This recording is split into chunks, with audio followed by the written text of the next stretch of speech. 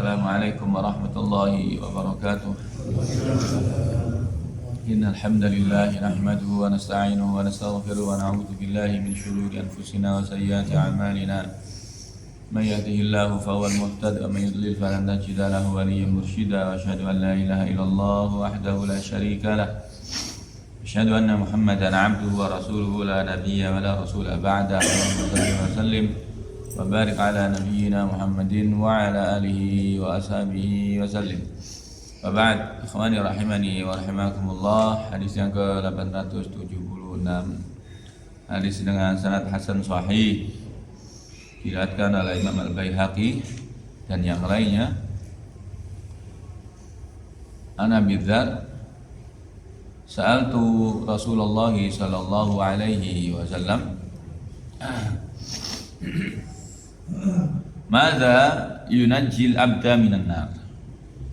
Madza yunajji al-'abda minan nar? Qala al-imanu billah. Qultu ya Nabi Allah, ma'al imani 'amal?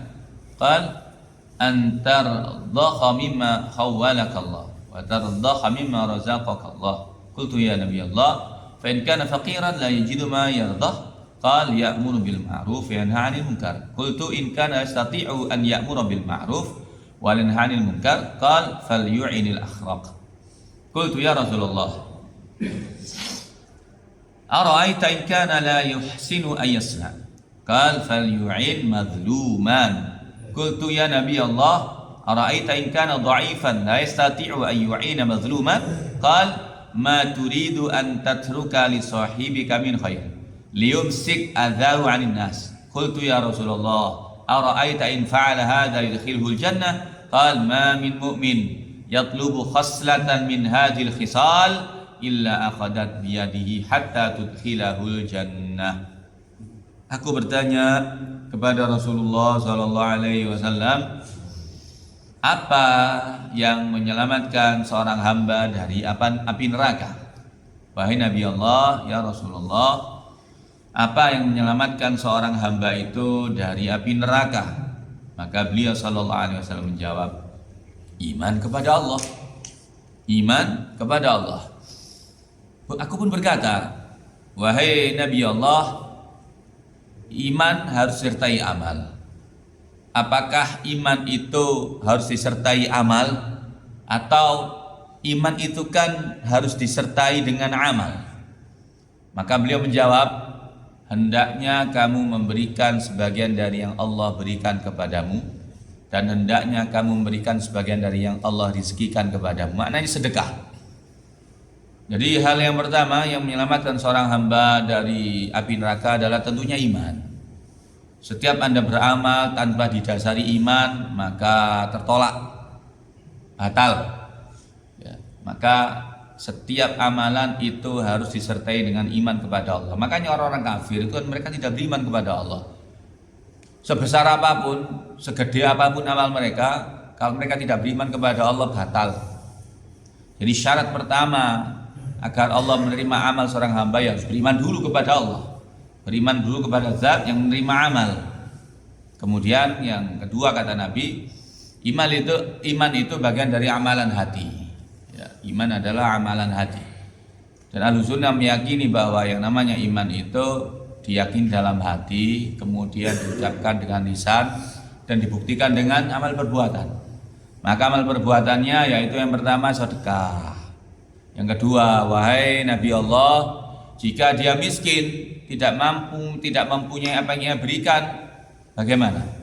Maka beliau menjawab, amar ma'ruf nahi munkar.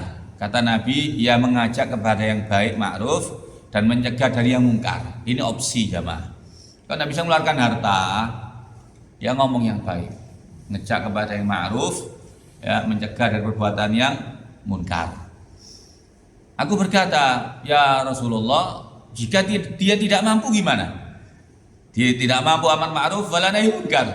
Maka beliau sallallahu alaihi wasallam menjawab, hendaknya dia membantu orang yang tidak bisa berbuat apa-apa.